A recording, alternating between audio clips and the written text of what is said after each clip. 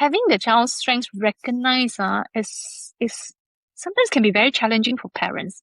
Because a lot of the time the question I ask parents we are talking a lot about your difficulties of the child, your child concern, but tell me a strength that you see. You say, "Mo hou ge, nothing, I cannot think about it." I say, because that time I haven't seen the child. So I have to give a lot of does he do How this by about this? himself?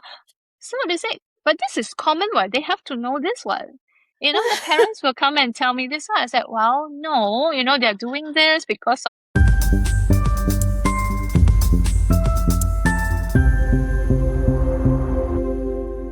This podcast shares personal stories and professional insights, but it's not a substitute for medical advice or therapy. If you're looking for support, do speak to someone qualified and trained in child development or special needs care. You'll find the full disclaimer on the screen and in the show note. Hi everyone, welcome back to Adapting Together. Adapting Together is a podcast dedicated to empower, to support and inspire families with neurodivergent children. So I'm Carmen, and together we have Kevin. Will be your co-host for today's episode. Today's topic, we will want to go into and understand education psychology assessment and their role in supporting children. So many parents have heard terms like psychoeducational assessment, learning assessment, or even the role of education psychologists, but they're often unsure what actually mean and question like, does a child need an assessment? When do they need it? What happened during the assessment? And will this assessment label my child in school? And how will this report actually will help my child? And all these common questions can be very overwhelmed for parents. We hope that by having this episode, help the parents to understand better and make the best decision for their child. Okay, so to help us understand better in this important topic, we are delighted to have Joanne, a school psychologist, with us today, and she will be sharing her expertise on what educational psychologist assessment about. Thank you, Joanne, for joining us today. To get us started, maybe you can share with us a little bit about yourself. Thank you for having me. So I'm a school psychologist. So I think you probably have heard more an educational psychologist, but school psychologists, educational psychologists are the term are used quite interchangeably, depending on sometimes the focus that you will work on and also where you were trained in. Because the last time I was trained in the US, so I work mainly in the school setting. That was in the US in the public school setting. But when I came back to Malaysia, because in Malaysia, we know that in school, in general, talking about national school, they don't really have a school psychologist, mainly in the school counselor. So I started work mainly in the intervention centers or even more in a clinic basis. But we do go into the school to provide support. So myself, I came back, I think, to Malaysia is about 11, 12 years back. Right now, I'm more in an independent consultant, so I do go into a few schools that I work with. But mainly it's also let's say it's referral from school parents. Even sometimes I think most of it are from teachers. Let's say that way. Yeah. So I do go into different setting. Yes. Okay, thanks, Joanne. Actually, I remember, I think I knew you easily also before pandemic. We knew each other close to 8 years around there, Yeah, I think. right? Yeah. So when Yes. I still remember, when we have, our kids actually went through the early intervention. After that, they are ready to go to school, and a lot of time the school will expect, hey, we need a report from an education psychologist. Yeah, so that's where I get to know Joanne and has been working with her alongside for many, many years. Thanks for coming and share with us. Yeah, so maybe we can ask this question, like, what are the common reasons that parents need to, refer to an education psychologist? Yeah. I think when parents are coming to see us is mainly when a lot of it are parents referral themselves. So when they notice that the child is struggling, so it could be struggling in school or they develop differently from their peers. So it could be delay or it could be some are quite advanced in that way as well. So the common concerns can include like learning difficulties, attention, concentration problems, or even delay academic progress. So perhaps, we are expecting they are supposed to be reading at certain level, but they may not reach that level to be able to function in a school environment. There's also behavior challenges. I think a lot also behavior challenges and social communication difficulties. And, they couldn't make friends easily, or even they could make friends, but it may be struggles for them to um, maintain the friendship. Yeah, and another part, it could be also the emotional concerns like anxieties or struggles with regulations. It could be have behavioring like could be the tantrums at school or even lead to the behavior problems that disturbing other people of that, based on the emotional concern. But there is also very small concern. There could be that some kids are suspected with the giftedness. So that giftedness that they could be, why are they at school? They are not doing their work, or let's say they're starting to turn into the behavior problem. So some people will be like questioning about that as well. So there's some parents, and sometimes teachers referral may come in as well. Teachers just want to know that what is like, let's say, lacking of the child, because they do believe that he can do it, but in exam they may not show it. Or when I talk to them, they just purposely not doing it. But in certain way, a different teacher have complained that say, oh, they can do it in here, but not the other way. So the discrepancies coming from different teachers as well. So we get to know from overall. But so for my role is mainly just to know, we work with childrens and youth lah, let's say adolescent, young adult who may experience challenges in learning. I think that would be key. The educations, attentions, behavior, emotionals, and social. So those are the key. We're talking about what we're expecting the development of an individuals. So we do a variety of things to find out the child's strength and weakness. So with all these reasons that comes in from parents, the referral reasons, we get to know a bit better on what why are all these things happening right now, and how can parents, to support them, or even at school to support them in educational setting. Yeah. Yeah. I think this role is so important. Can you imagine that, when all these kids are in the school and there's nobody actually can, like when the teachers teaching in the school facing these kids' behavior or seeing the needs and or seeing the strength, and there's nobody like you to give advice, right? And to share about what is actually needed at this point. So I would say that your role is so important. Yeah, it's actually, I think, because sometimes we stand it as a third person, right? Yeah, Because we're correct. not, as another person to look at the whole thing. Like, so we get the information not just from parents, because parents could have their concerns, but we're also looking into the school. And sometimes even, if the kids have gone to therapies or tuition, we talk to the other parties to know, to better understand from the child as well. Yes. I like the idea that you share that the third party, because I actually experienced a case where I feel like the school has bias over this particular client, so where same situation facing by other kids, the parents or the teachers in the school will not pinpoint on that, but anything that happened, that showed by this particular client, then they will pinpoint and they will say that, oh, these kids need this thing, this kid need this support, but we actually see the same issue happen to other kids, and they don't look into their this particular child's strength, but a lot of time just look into the weaknesses. And so I can see that the needs of a third party come in to give the advice is so important. Yeah. I feel like you act like a bridge between the child, the student, and the teachers and the parents, because no one can really understand the child, what are their struggle, what are the issues they are challenged with, but you are the one who like try to understand what are the underlying causes of all the behaviors or all the learning difficulties that they face and communicate to the teachers and the parents. And for that, I think this is indeed a very important role.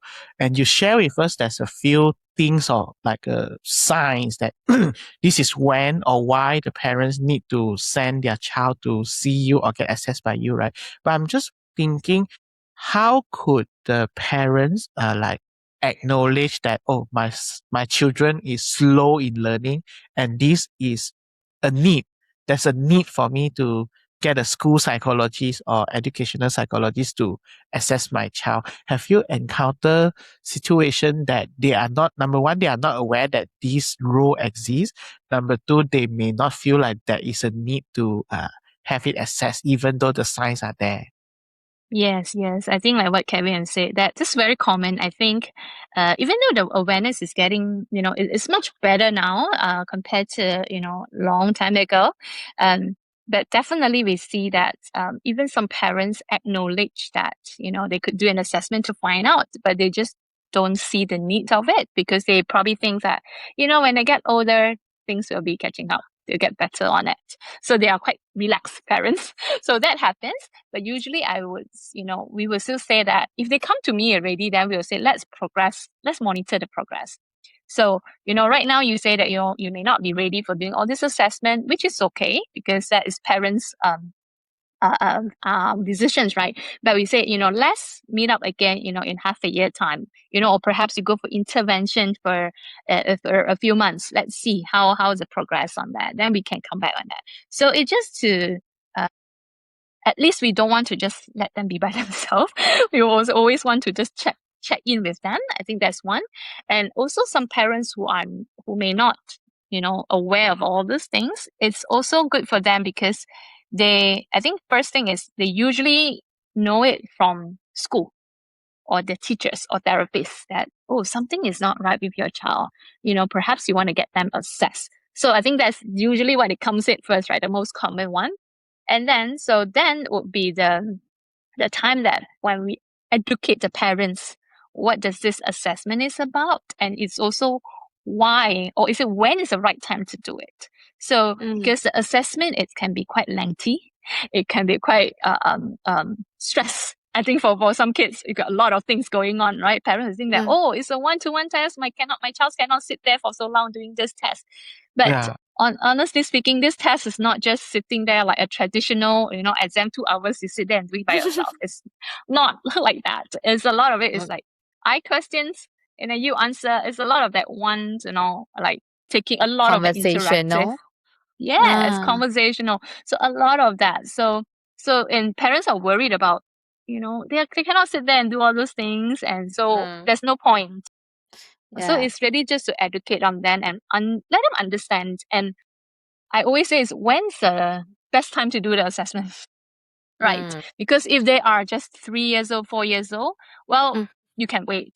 I mean, as in wait into performing standardized assessment in terms of the education part, in terms of the IQ test and all those things.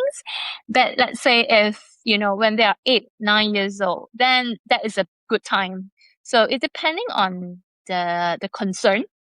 I think the referral reasons of why do we need to do the assessments, and also how old is the child. Sometimes is it whether they have gone through education in the past, because if sometimes there are kids from, they don't speak English at all.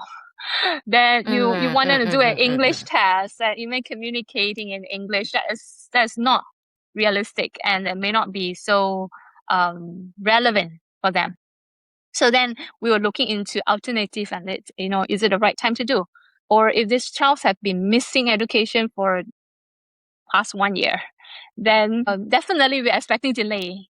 So then when's the time we look into that? So it's a lot of that factors we will have to be mindful of. Yeah. Yeah. So just to clarify, if let's say the child is not accustomed to English or speaking English in the family, they can still be assessed? Yes and no, let's say it that way.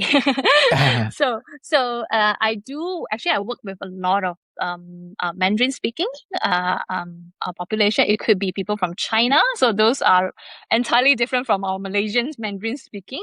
So in Malaysia, we do expect whenever they start kindergarten, they will expose to certain English, even talking about alphabets. So those are quite common lah. Like, like we say, all standards, 4, 5, 6 years old, they learn a bit basic of English.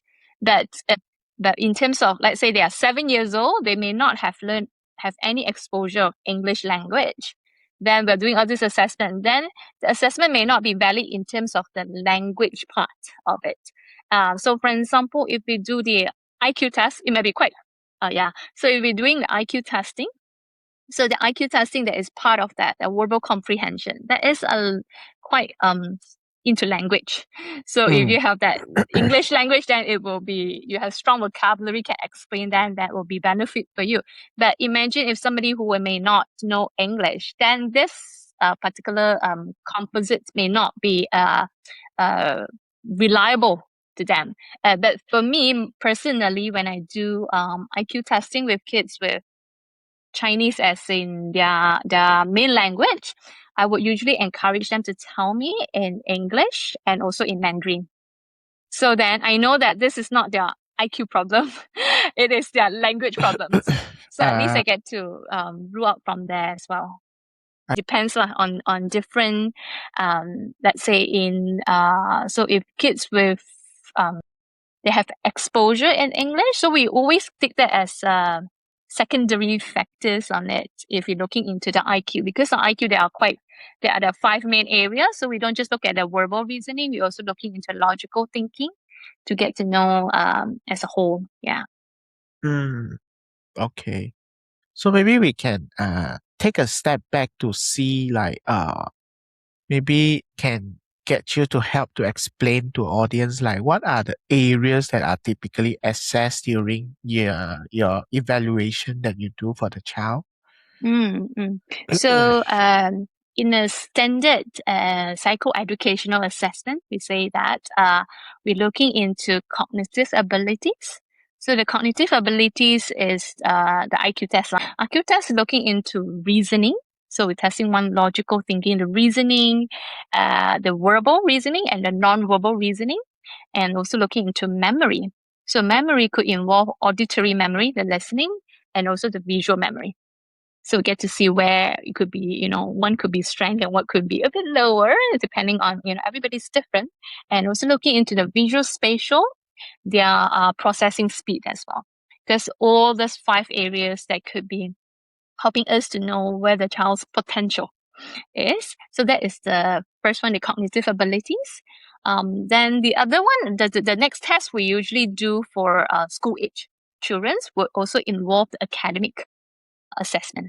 So the academic assessment, we call this achievement assessment. We're looking into the basic reading. So the reading could be just basic reading, decoding, and also comprehension, and also looking into writing, the spelling, the sentence, essay writing, and also math. So the math could be the numeracy, the calculations, and also problem solving. So it's what the school test is. So it's mostly in a school test on that. So that's academic skills. So those cognitive testing and academic testing are the most standard, most common one used. And if let's say the child's having problems with attention or they suspect attention issues or executive functioning, we'll be adding on rating skills, and also sometimes even observation. Then some could be the behavior. So also looking at behavior functioning, social emotional functioning. So all this, a lot of some are even using informal testing, looking at some pictures. So it's a lot more conversation. And also depend on how the students can respond based on what they know or what they see. Social emotional behavior functioning, even language and communication skills, whether their communication, whether they have conversational skills, reciprocal, or they could be based on their own interests. This we may suspect with autism. We may also look into this area. And another part is the adaptive functioning. So adaptive functioning is more on the daily living skills, whether they know how to taking care of themselves, taking shower. So those are more on parents' interviews or parent rating skills to fill in as well. So really, the assessment is based on what the child's needs, and also so it's very depending on everybody. I mean, each child is different, and also the referral reasons. What the parents are concerned, what the teachers concerned. So I can hear it's a little bit like mix and match. Like you have some basic, and then suddenly you think that, hey, these kids might need on the adaptive, then you will pull the adaptive assessment come in, or these kids actually need social, the emotional, then you pull this tool and come in. Is it how the whole thing works? Yeah, so the let me just explain a little bit on the process. Yeah, so typically we begin with consultation with parents first. So that would be my first intake, getting information from parents and knowing what parents' concern is. So because parents' concern can be different from what teachers' concern is, and some parents, I mean, I don't have any concern. My teachers force me to come here. Then that's the time that I usually, I mean, if I know ahead of time, I will usually contact the teachers first, just to know from the teacher's perspective. Then I can direct the parents where to go. So we'll get to know from the parents. So I have a consultation with parents to understand the child's developmental history, family history. You're talking about educational history, like who took care of them when they were younger, how long have they been going to school, the milestone were they achieving. So to know a bit of the backgrounds, that will help a lot understanding, because the everybody is different based on the background, like the family backgrounds on that. Then the second, after the consultation, during the consultation, I'll ask parents for consent to speak to the school or speak to the counselor, the therapist, the tuition. So that's where I will gather information from all different parties, through email, phone call, before I even meet the child, just to know, just to have some understanding that what are the assessment may look like. So I can explain to parents, this is what it is, and then what can you expect, and whether you would like to proceed, and what may be, how does it look like. Then we'll go on to the assessment with the child. So I see the child's one-to-one. So the assessment typically break into, multiple sessions, depending on the child's age, the attention, and also type of assessment. Generally speaking, usually 2 or more days. Is it a standard is 2 days.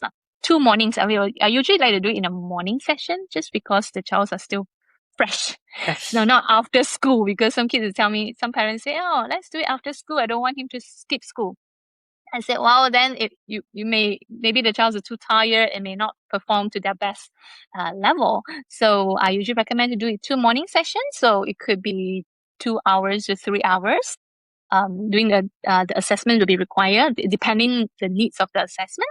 And after we do all these assessments, so we'll get to see that, like if the standard one is a cognitive testing and the achievement testing. If let's say I suspect there is some other, for example, the social concern, based on how the child's respond to me, then I will add on that as well. So if not, then I won't, we don't want to spend that time, and also, the child's ability to stay focused on that, to just work on that. So we will choose the best that fit the child's and also meeting the needs of the child to work on this assessment. However, if let's say there is some attention or some behavior concern reported by school especially, then I will do the school observation before the assessment. So then the child will not know who am I. So I'll arrange the date and time with the school to arrange a school observation. So I'll just be in a classroom, they don't know who am I, or perhaps they just know I'm just a random teacher, so just come and observe. So I'll get to see the child in the school environment, and then after the observation, I will meet the child for assessment. So after all this assessment done, let's say after the 2 days done, then we will analyze the results, prepare the report, and then schedule a feedback session with the parents to go through the findings and recommendations in details. And once parents have the reports, parents have understanding what the child is and what kind of support, they could also share this report to the school, to the therapists, and even, to the tuition teachers, to know how to better work on the needs of the child. Yeah. Okay. Wow. Thanks for sharing. That part is so important. At least we know that how the assessment, like how long roughly it will take, and your role behind, even before meeting up the child. There's so many steps that you need to take to understand better. Okay. Yeah. Can an assessment identify learning difficulties such as dyslexia, dysgraphia, and dyscalculia? Because I think this group of the children are the one getting, I don't know, is it really increasing? But it seems like it's increasing a lot. And then, a lot of parents really call for help. And because I'm not trained in this, so a lot of time I will just refer back to you. I say you all can contact Joanne, So is it this assessment can identify these learning difficulties? Yeah. Yes, definitely. So typically the psychologist will perform the cognitive assessment, we call it IQ test, and also academic achievement assessment to look into the learning difficulties. So the learning difficulties could be the dyslexia, dysgraphia, dyscalculia, even though we don't use those terms anymore, I think in the new DSM, but it's still widely used. I mean, easier for parents and a lot of teachers even to understand on that. So we're looking into those two assessments, mainly to understand the child's learning profile and as well as to identify any learning difficulties, if any. So what we do is looking at IQ testing and also the academic assessment. So the IQ testing is more like serve as one's potential. Yeah. So if without this higher level academic components, we expecting child can perform at this range. However, when it comes to the academic assessment, so the readings, writing, math, so we're expecting, right, if child's potential is here, we should be also getting this like you say summer lah, about this range. It won't be like too low or too high. Yeah, it can, but it's just not to the extreme.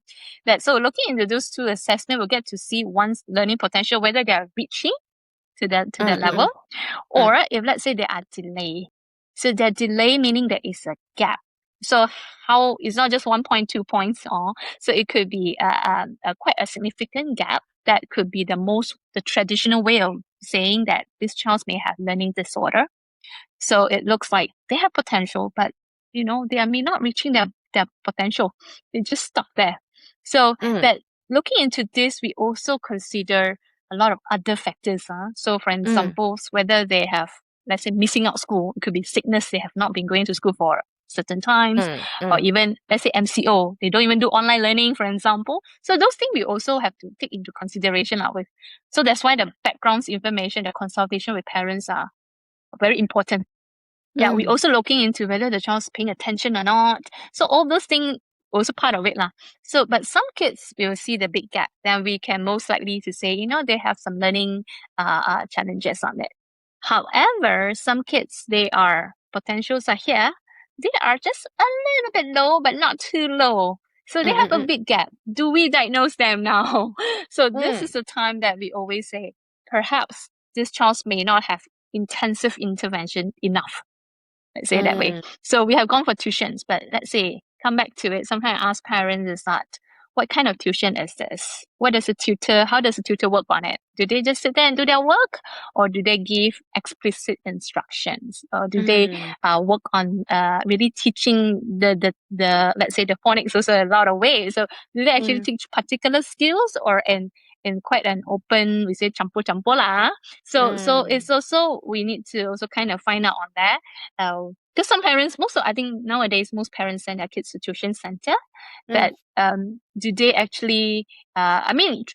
Most likely, a majority of kids, they can work well, but definitely not fitting all.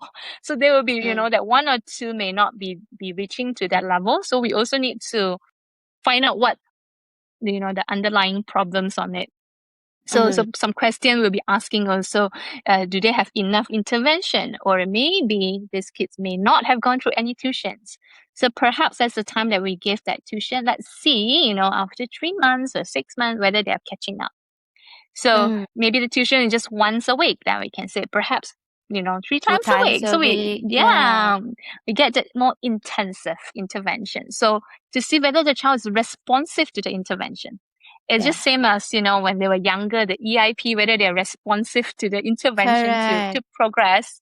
Yeah. Yeah. So Because a lot of time we cannot, parents will say that, oh, I'm my friend's friends, the child is there and they got good result, they improve there, but doesn't mean that the same method fit well. So I would say, good that you touched about tuition, and I know that many of the parents started to send it to tuition, and some tuition center basically they just give work after work and you just have to do it instead of very intentional coaching or guiding yeah. given to them. But not like the giving work is not right. Some kids just need that, right? More Yes. practice make perfect. But some kids is just differently. They can't even grasp the fundamental skill of it, and given more work just making them feel overwhelmed or hate Yeah. learning more. Yeah. That's right. That's right. Mm. Kevin, you have anything to ask? Not yet. I was thinking about what Joanne said just now, and I think having done this assessment will help in a lot of way because you can guide or point out how the tutor or teacher or even parents can support the child's different learning way of different the way they learn are different. So from the assessment you can actually say that okay, this one maybe you should do it this way to help them learn better or absorb the instruction. And I think these are very important because it helps the child to receive the actual support. Sometimes we do the thing that we feel is the right thing to do, but if the child is not absorbed in the right way, then the more we do actually upset the parents and teacher and disappoint us, and in the end no one actually benefits.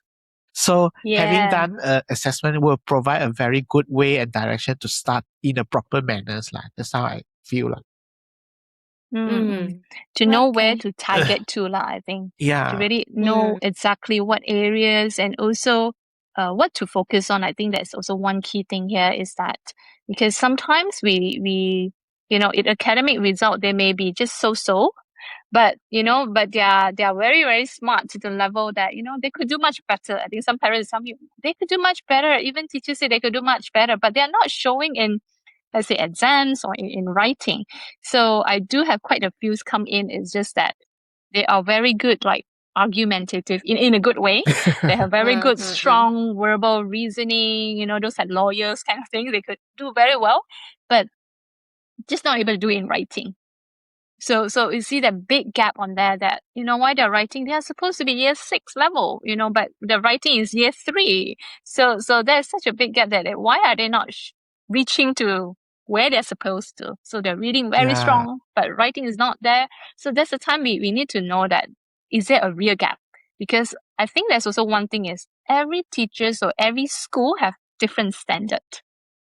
Yeah. So it could be, you're going to this national school and then to another SJK, there could be same SJK, like national school, but they could be still have a little bit of that different standard or different exams, different teachers feedback. So sometimes you say doing this assessment will give us a better understanding because this is an internationally a recognized test. So that means, the whole world, we say we're using the same. There are a few options, but the most common one, the Wechsler testing, the Wechsler IQ testing, the Wechsler the achievement testing. So using that test to know that their performance, is it meeting their age level expectation? So if you are 6 years, 6 months, we actually compare to that same age kids to know that whether they are reaching, their level on that as well. Yeah. Yeah, Joanne, You, I you actually know, have a question. Sorry, Kevin, you continue. no, okay, I just want to say, in a way, I mean, maybe we all have gone through this before where we feel like no one understands us or people misunderstood us. So it's the kind of pittiness. And then imagine the parents and the teachers, they always think that the child could do better or purposely not do like this, right? So it's like the child has been constantly put under the lens of what others expect of the child, but no one actually understand that what is really the things that they are struggling with. So it's like us going through the process of getting misunderstood all the time, and then you feel like you might feel isolated, and it will have a lot of other emotional challenge to the child as well. So yeah, that's why I see like that this kind of assessment will be very useful and helpful, not just for now, but maybe also in the long run, because it changed how the child will be perceived and supported in the long run as well. Yeah. Yeah. Joanne, maybe you can share with us how, maybe from your experience, how this report actually has the finding of the result, how this help the change kids, in school.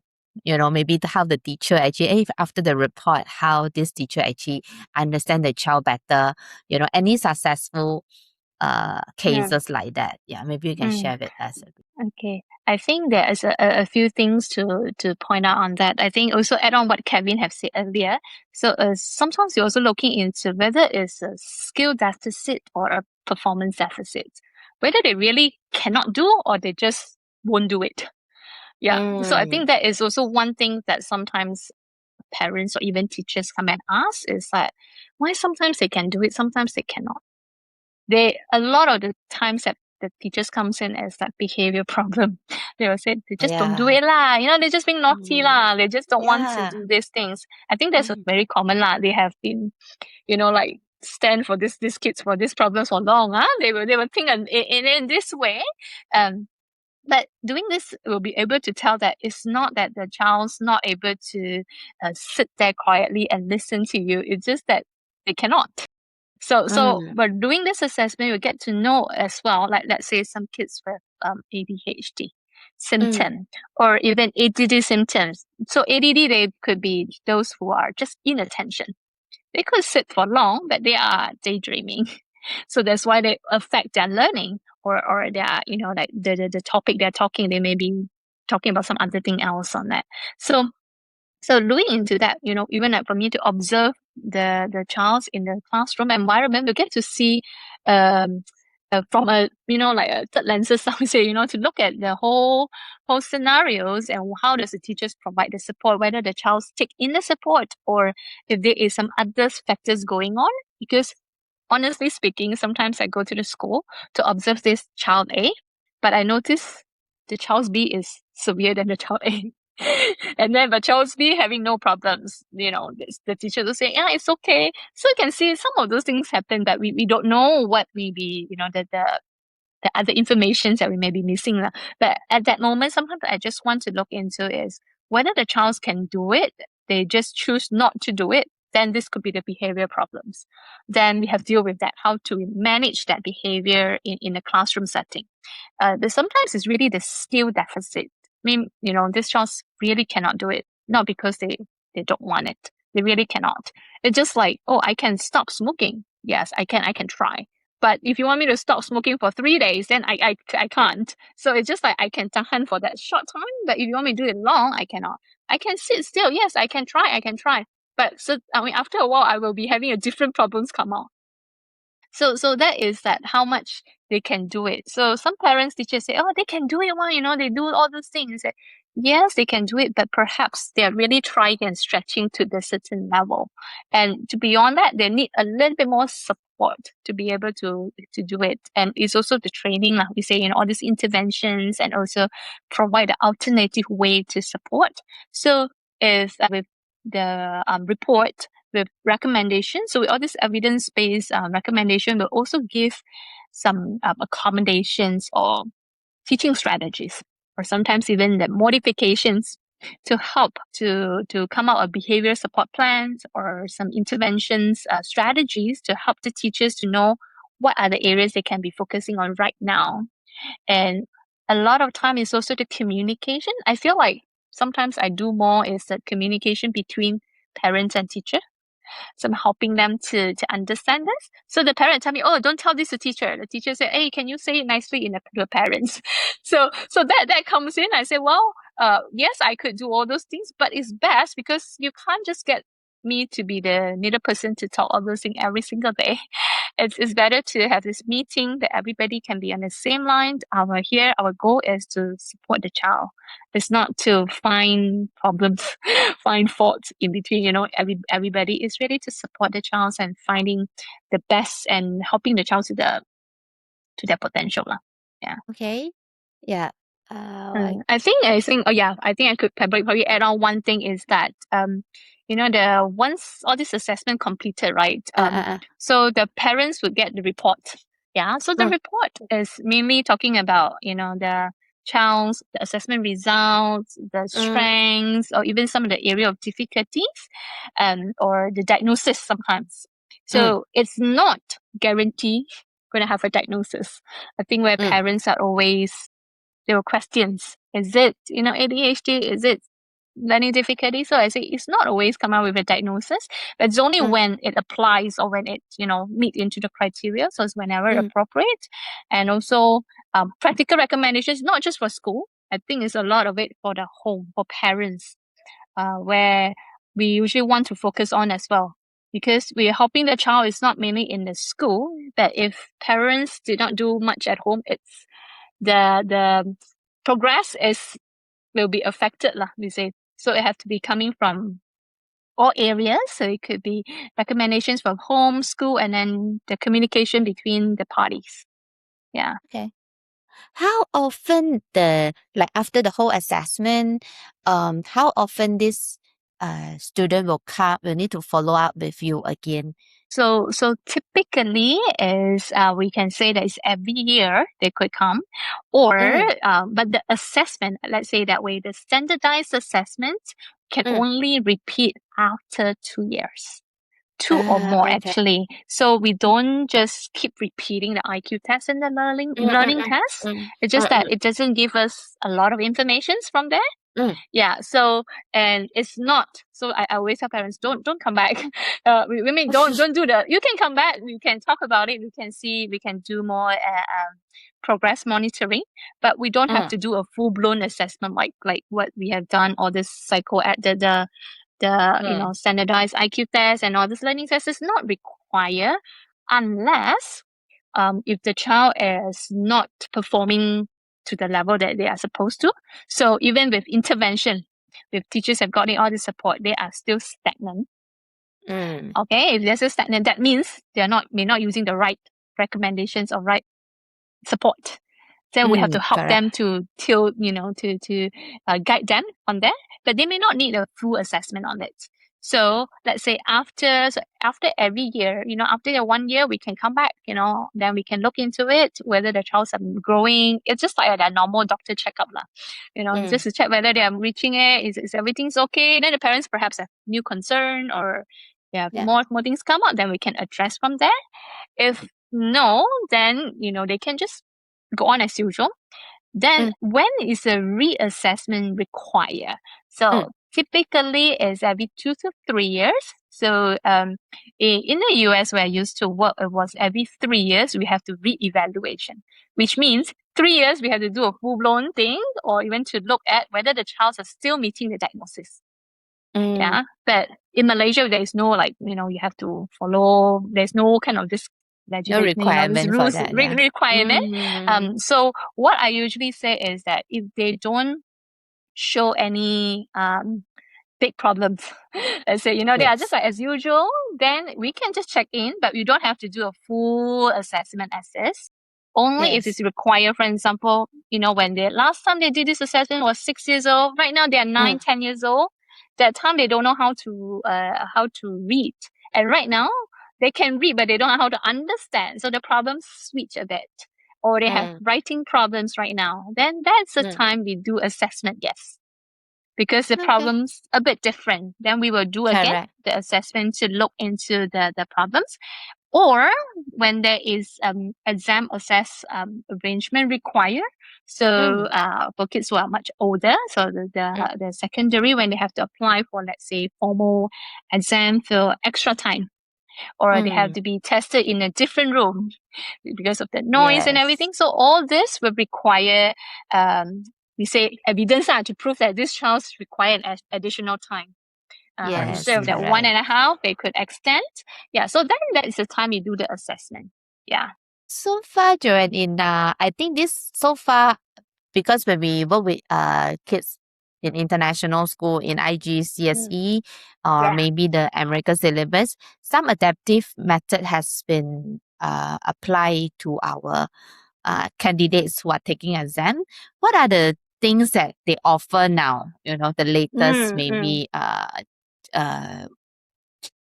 is it do we call it adaptive Uh, method or I think they just call it the accommodations, the accommodation? tasting Okay. accommodations. Yeah. Mm, mm, So mm, I think the most general one mm. is the extra time. So Okay. they will be taking extra additional 25% time. Mm, So it's not everybody with diagnosis will get it. It's not that way. So they have to have a certain criteria lah to meet on. So typically we're mm, looking into their cognitive testing and also mm, their learning testing, because mm. talking about all these are learning tests, right? So Yeah, we want to correct. look at the speed, the fluency. So that will be the one thing we're looking into, and Mm, also sometimes looking into their diagnosis is also part of mm, it. So for example, ADHD, sometimes they will require to be in a different room, or sometimes even with mm, sensory challenges, that mm. could be in a different room. However, not Okay. all of this accommodation require a full-blown assessment, Correct. because assessment is just one for extra time. Yes, for sure they will need an assessment like this. Mm. But it's also, we also have to look into whether the school has been providing this accommodation for the past exams. So Mm, it's mm, mm, not suddenly they will get it extra time just because exam mm, coming. I will just get it just for the formal exam. That mm, school normal exam they don't get it, so it's not that way. So it has to be mm, that based on their usual environment, they usually have been getting it, and also mm, they need it. Let's say they need it to be able mm, to reach their usual speed and their level lah. Yeah, it's not because I'm poor in reading, that's why I need that reading for extra time. Yeah, mm, then mm, mm, everybody mm. will qualify for that. So we have to Yeah, look into correct. all those things. Yeah. So that Mm, for psychologists, our role is to really to have this report and provide the recommendations. But in mm, terms of applying from the school, the exam board, mm, is that is part of the school. So the school, the usually the learning support or the department, the teachers will be applying for them. There are a few forms to fill in. So all this mm, thing is not, it cannot be done last minute. mm, So typically, if let's say you have the exams in this year, let's say December, so usually mm, you have to get everything done, ready by, perhaps a few months earlier. And mm, so when mm, you have mm. to do this assessment, you actually have to plan ahead of the time. Yeah, So have to plan ahead, you see. very good advice. I think, yeah, not Yeah. like, oh, on the spot, my son has this Mm. diagnosis and we require that. Yeah. Okay, cool. And so I hear it's actually extending of the of time, the duration, and also as they can do it in a separate environment. How about anyone that can offer like even as someone to read the question for them, maybe? Yes, there is one of those. There's definitely Mm, being read to or even mm. scribed. Yeah, even typing, if I'm mistaken, because some of Yes, them with the typing. handwrite difficult with the Yeah, handwriting, they can handwriting. even have the Yes. typing assistant. Okay, cool. That's I didn't good. know all these things. All are new to me. That's why this podcast is so important for many of Yeah. our parents. Yeah. Okay. Yeah. And maybe last question. Yeah. So what gave you the most satisfaction in your work as a school psychologist? Mm, I think it's really personally, I feel like, because even though I work with the child, and but I also work a lot with the parents.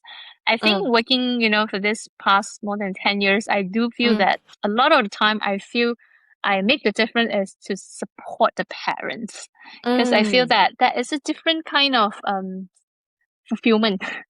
It's very mm, different because I think a lot of kids they get to see more, from the teachers. But even though I see the kids for let's say 2 sessions, and then sometimes after 3 years I see them again, then I can mm, see that the progress. But I think from the parents sometimes they will just message me and ask me, hey, I have this one. Do you think it's suitable? And or what can I do at home to support all this behavior?